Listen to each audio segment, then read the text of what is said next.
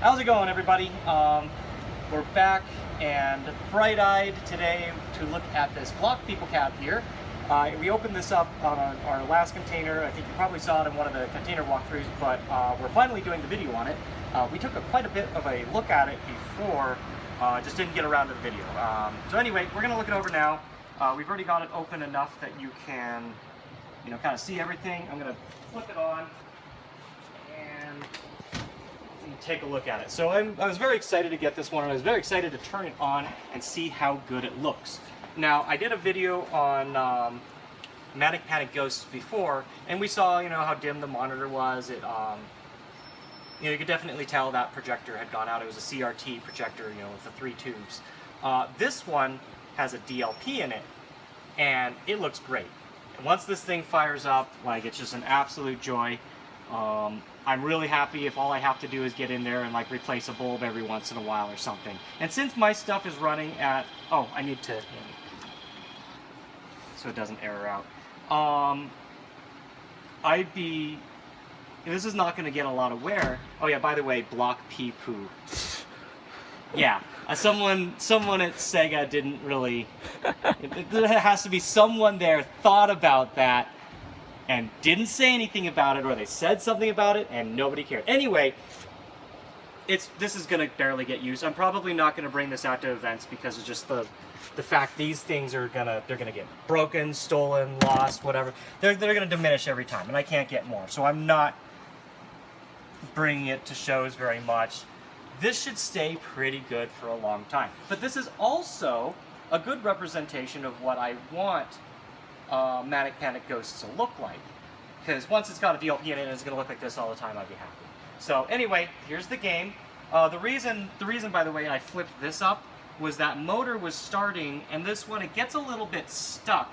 So the motor doesn't have enough power initially if it's stuck in that position to flip it back up. So yeah, I had to give a little bit of a start so that it would go up and clear the motor test. So anyway, here's the game. And we've got the manual here.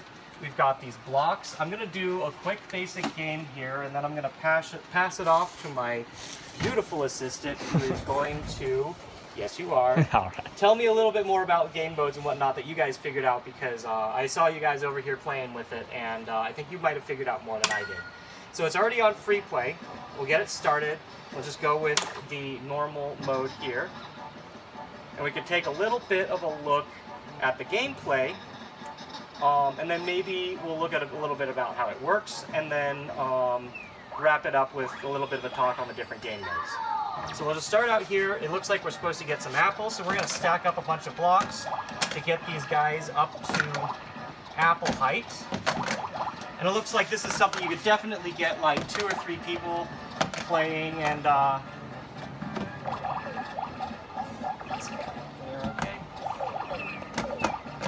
you can get 2 or 3 people working together in tandem to get what you want. So it looks like, I forgot to mention that these guys actually can climb the blocks. They don't have to jump up, but if you jump up, they're faster.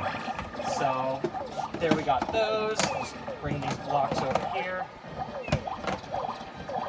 I think I can even just if I just hold it like this, I can even okay, maybe that doesn't quite work. Let's see here. Let the guy get over there. So, as you can see, when you put the blocks in place, there's some kind of sensor. We'll go over the mechanics of this a little bit later. But there's some sensor in there that can tell, and you can, if you look up in this area, if you want to come take a look, you can see it has whited out the areas where there's blocks. So as I continue to stack up blocks, and as I take them away, the white areas disappear. So there. It's mainly just games like that. I don't know, I think that's kind of really the only overall mechanic. So there, when you finish the game, the little thing drops down, drops all the blocks into the middle there.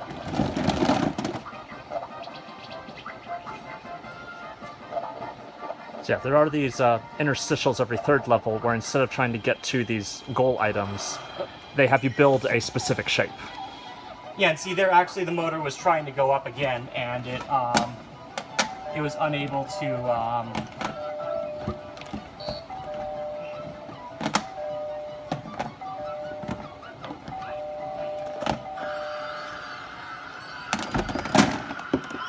That's cute. But yeah, the motor was trying to come up again and it couldn't. And I think it was just because even there's like a little bit of blocks on there, it wasn't able to. So anyway, that's the basics of the game. Let's go into test menu and check out a little bit of how it works. That's volume.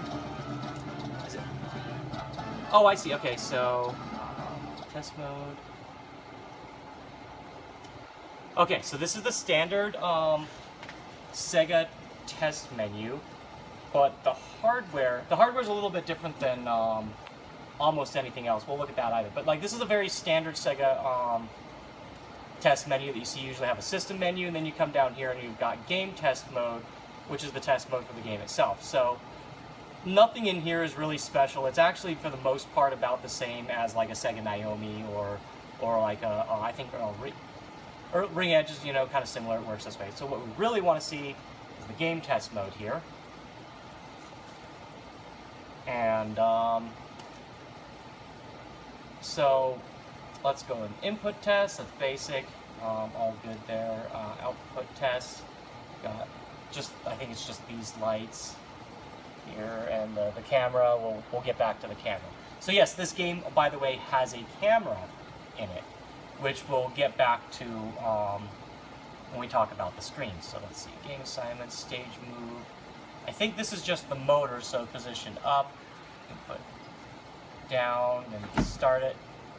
And then we want to put it back up, go there. Just the test on that. And projector test. So this is just video. This would be your CRT test, except it's projector because it's a it's a projector. So this projector looks pretty good. We didn't do any adjustment. There's a little bit of, you know, it doesn't quite fit right, but, you know, can't really complain about that too much. Now here's the fun stuff. Is going to be the camera settings and the block read test. So this, I think, just shows, this is just like your information about it. So we don't have a test sheet, so we can't put anything there. Position test, I think, again, we can't really do any tests with that. It's about as calibrated as it can be, so I guess we'll back out and block read test. So this is where it gets really interesting. So these are all of the sensing positions for the projector. And naturally, again, as you would expect, you can, oh wait, we have to turn block check on.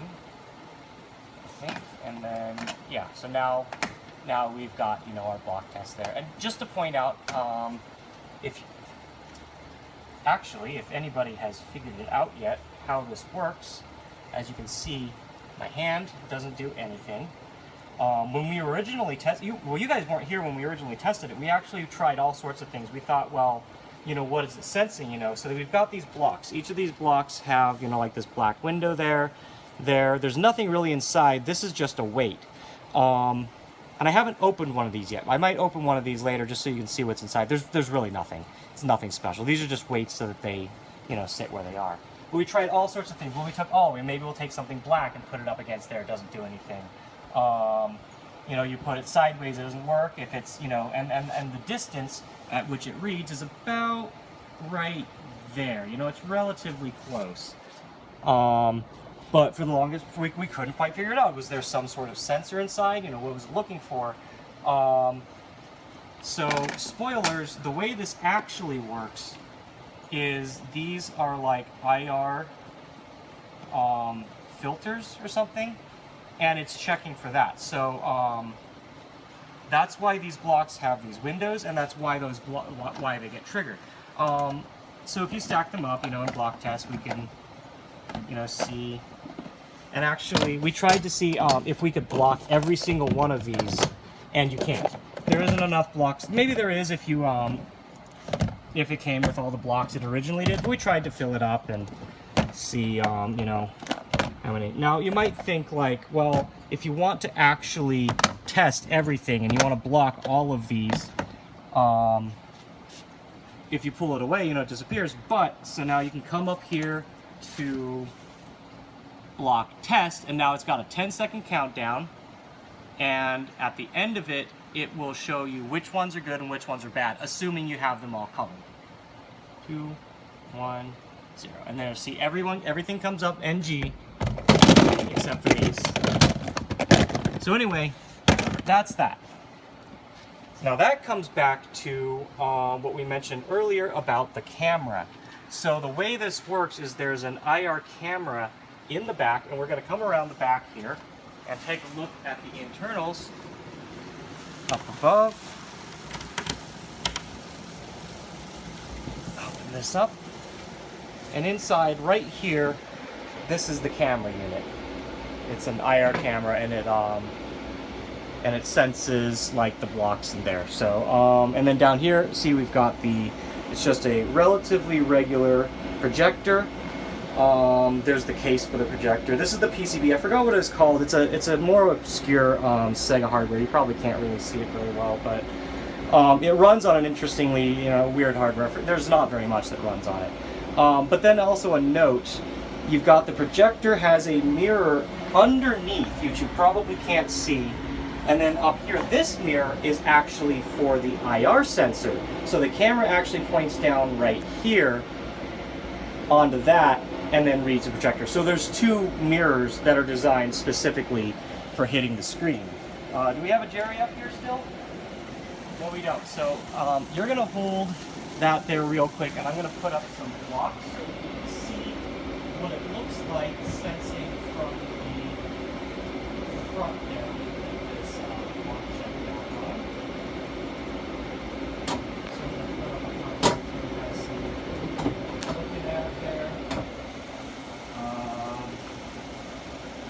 So yeah, you can see it like from the backside when it comes up. But one of the other spooky things that you can do is just like if you try to put your hand up against it, it's kind of spooky looking effect from the back. You seeing that? Yep. Yeah. Anyway, I just wanted to show that because it's stupid and kind of cool. But yeah, that's it for like kind of how this works. Let me put this backpack on. And we'll go in, and I'm going to take the camera, swap over, and let my buddy here show us a little bit more about like the harder modes in the game. All right.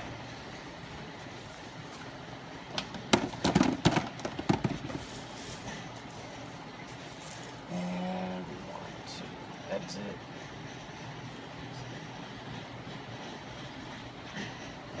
Block PEEPOO. All right, here we go.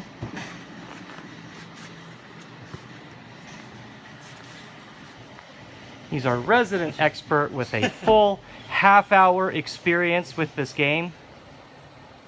I've made at least a few observations. Good to hear.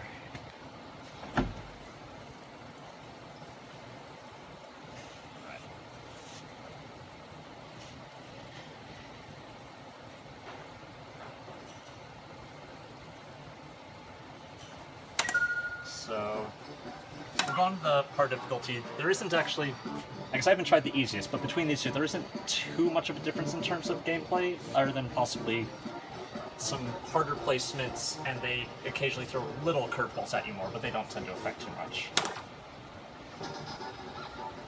But these guys were suggesting they'd really like to see this game make it to a GDQ. So if I get a chance to play this a little bit more, maybe we'll see. So, interestingly, the overall game is entirely based on you have a fixed amount of time to get through as many stages as you can.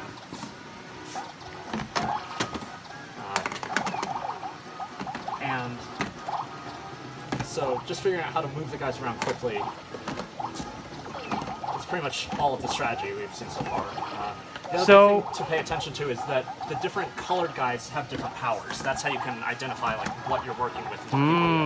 Okay, so the red ones are the climbers, the blue ones are the jumpers, and I'm not exactly sure what the yellow one's specialty was. Gotcha. I didn't notice that.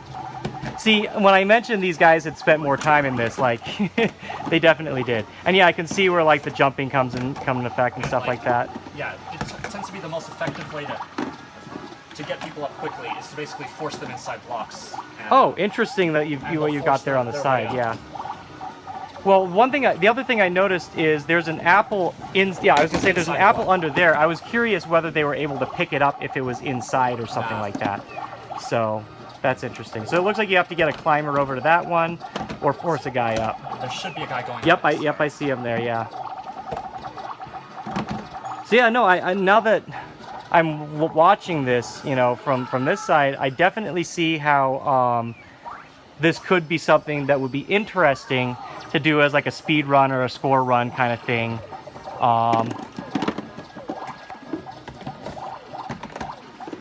And especially now, since you know you've got so much of the screen covered already, you don't know which blocks are have fruits underneath them as well. Yeah, so basically it's trying to get the high ones, and then yep, the ones and then that slowly, are underneath, you can kind of just drop people down onto them to get them.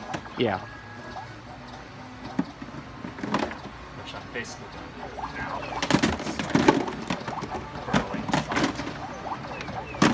So yeah, it looks like there's definitely strategy in both directions, both getting up to the top to get stuff and making sure you don't block off too much and be unable to find anything underneath. It's now, an interesting thing is the point of these build-a-thing stages, this is actually how you refill time. Anytime you have leftover on the building, gotcha, it's added to your timer.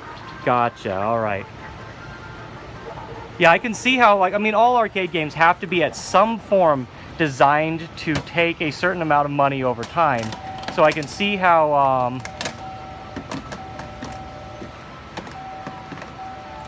this game can get hard to keep stuff up over time, yeah.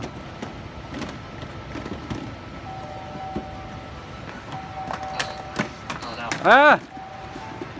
Oh, no, it's stuck. So you see, added to my timer, but yeah, at least from our experience so far, getting past 5 or 6 stages on one credit seems, at least on hard mode, near impossible.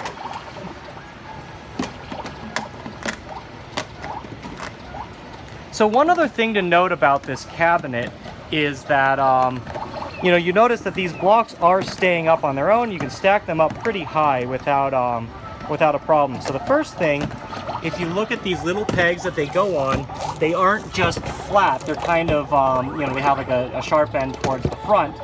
And the second thing is, over here, this is not a straight up and down. So this is level, and then here you've got this tiny bit of an incline where the screen is, so that the blocks will fall back on it and sit comfortably.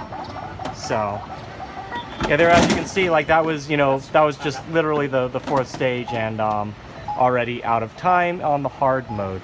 So yeah, I definitely see where the intrigue for trying to do a score run of this would come from. That's really interesting. Yeah, at least from how much we played, the game does seem to be generally infinite, so it is just a question of, like, a score is basically how many stages can you complete. Yeah. So that's pretty interesting. I'm not sure. There are a couple of, like, variant modes other than just collect everything, so I want to get to some of those. But... All right, then we'll try and get there. I'll take a look. Okay, so here's the pepper and water one, where you have to collect them alternating, is the rule. Which they indicate at the top, like, what's the next one you actually need to collect.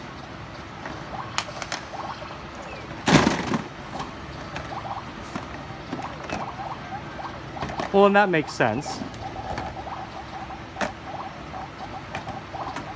Oh, those poor jumpers.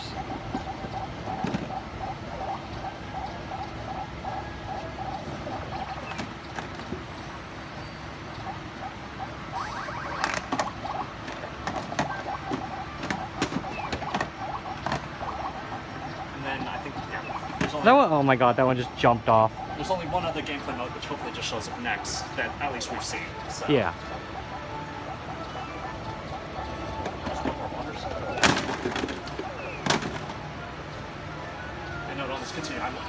already almost out of time. Yeah. Especially on hard mode, it's very harsh on the time. ちょっと待った。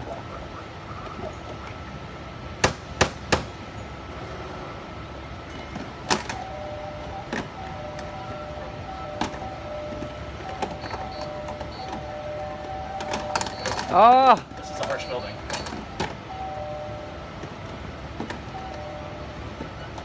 Okay, that should be stable.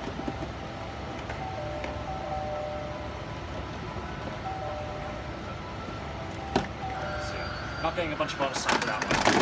3 seconds. Donuts! Building donuts!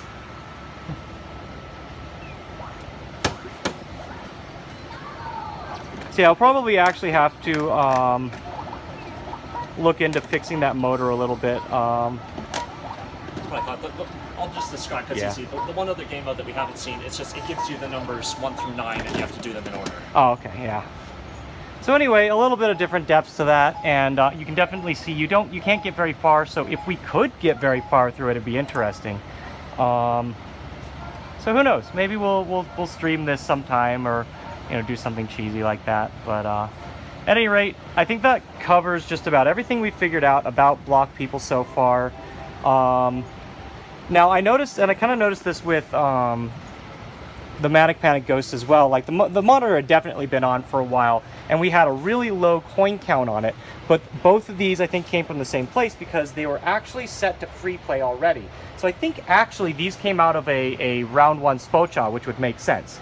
But since we usually do it for every cab anyway, let's come down here and take a look at the coin counter for this, which again, it's probably actually going to be lower than the actual play this cab has gotten because of the free play thing, but we'll look at it anyway. Either way, this cabinet's in really good shape. The blocks are definitely worn, like it's definitely been used, but like it's in pretty good shape. So if we look at the coin counter, yeah, so it has 256 drops on it, which is super low. So I guess there's not really any easy way to tell how much actual play it got, unless maybe in test mode we can check bookkeeping, and it might show. I don't remember if bookkeeping on these show coin, or what's called free credits. So back up. And that might be in here, but if it is, we'll see. There is bookkeeping, and hopefully it can tell us like how many free plays that have been had on it. Okay. So yeah, there were actually the actual play count is considerably higher. Let's see what else is in the bookkeeping while we're at it, but interesting there. So there are clears, or max clears, whatever that is. Oh, and it goes up with mode. Interesting. So I wonder if those maxes are like ends then. Well, because I figure maybe if someone's too good, or if they've got like 5 people doing it and they've all got like 2 blocks in hand at the same time. I'm sure with 5 people, you could just like do this and move them around and do really well. And that might actually be really interesting. And especially given the numbers, like it makes sense that on you'd want to kick people off easy mode earlier to encourage them to go to harder. Yeah, so that's interesting. And then total up count, total down count. I assume that's of the motorized dropper. Yeah. This has definitely had a life, but either way, it's in great condition for what it is. It's pretty. I was pretty excited to get this. Not in that like I knew what it was in advance or I really wanted it or anything like that, but like it's one of those really weird games, and I'm just happy that now I'm probably one of maybe 5 people that might still have one. I've never seen these really in Japan or anything, and I don't think people over here have them. So it's just cool to see a game like this that's in good shape and be able to keep it and give that experience to others as well. So anyway, that's Block PEEPOO. I hope you enjoyed it. I'm going to be enjoying it for sure. We've got a bunch of other interesting things coming up in the next couple videos. There's been just a constant stream of interesting cabs, so please look forward to seeing what we've got next. We'll see you next time.